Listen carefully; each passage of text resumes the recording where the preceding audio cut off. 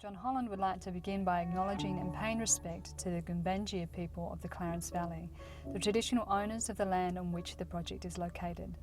We also acknowledge the Yagal and Bundjalung nations of the Clarence Valley.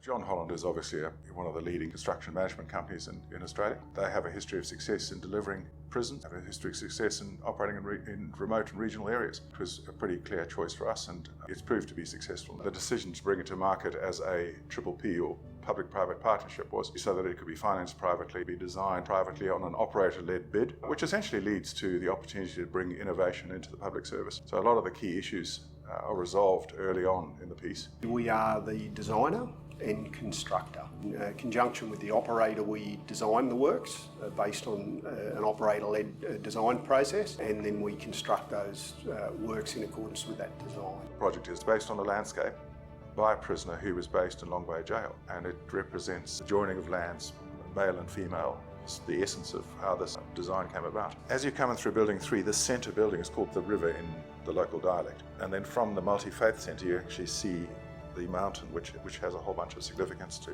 local Aboriginal culture. This serves as a regional facility to draw on anywhere north of Newcastle and as far north as the Queensland border, and west to bring in the New England. The most unique thing here in terms of construction methodology is the complexing of the volumetric, the creation of concrete boxes or cells on the site. The purposes of speeding construction and utilising technology and systems versus lots of resources. Moulds are procured from overseas. A lot of work goes into a facility that doesn't have lining, so every wall is in essence concrete. Every power point or outlet that goes into a cell or a precast panel's got to be planned and laid out and cast, so there's a lot of design, shop drawings, a lot of approvals for temporary propping and bracing that all ensure that when the panels and precast arrives, it's all stood there in a temporary state. We had a good team that was established here to install volumetrics and flat panel precast. There's a lot of planning that goes into that, and the project managed to pass through that phase without incident or injury to anybody.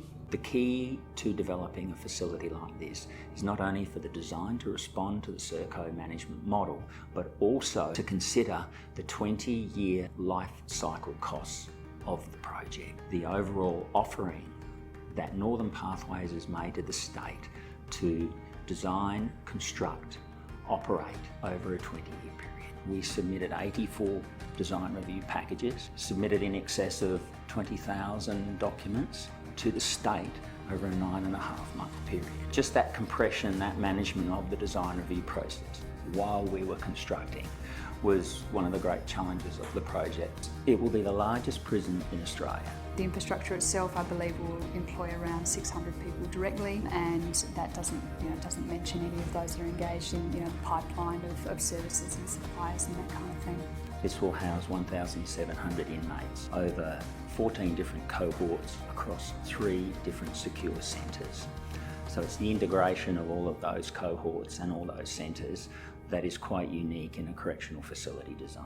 This type of model hasn't been tested anywhere else in Australia. We've been able to achieve this invisible type security using technology of materials, and we've been quite successful. Facilities that they'll see in the community when they go back, even for long terms. Prisoner movements are a high risk event.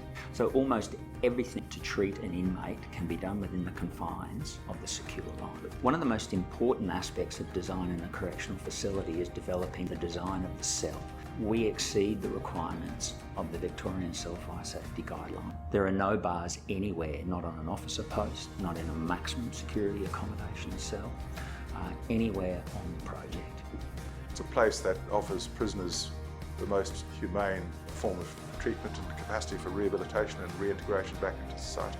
We were able to introduce a program called Caring in Construction, which is a suicide prevention and mental wellbeing program. Generally within this type of industry, which is known for high levels of suicide and mental health issues. We had 25 mental health first aid networkers on site, and they were there to be that first point of contact for somebody on the ground if they were in times of stress, that they could reach out and get some support. Not only John Holland, but it was in the subcontractors as well, so giving them some mental health first aid training. The network was being accessed by a worker every 5 days. For workers to actually feel that level of support and safety to be able to do that was really quite revolutionary. We were successful and we were able to undertake all of these particular tests within budget and on time.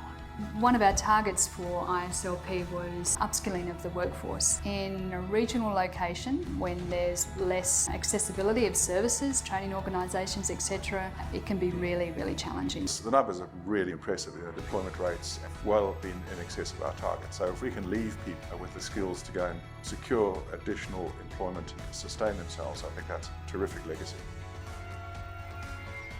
The consortium has offered both in cash and kind a number of benefits, and I'm totaling something in excess of $500,000, both in terms of contributions to local charities and which are improvements to existing structures, etc. At the end of the day, we will have worked, I would say, easily in excess of 4.5 million man hours with a lost time frequency injury rate 1/3 of the average in the Australian industry. And everyone's got home safely, and that's the key to success. Despite the challenges that occur on a project of this scale, the leadership team has been exceptional. And I think that's the one single thing that differentiates this project from any other that I've been on.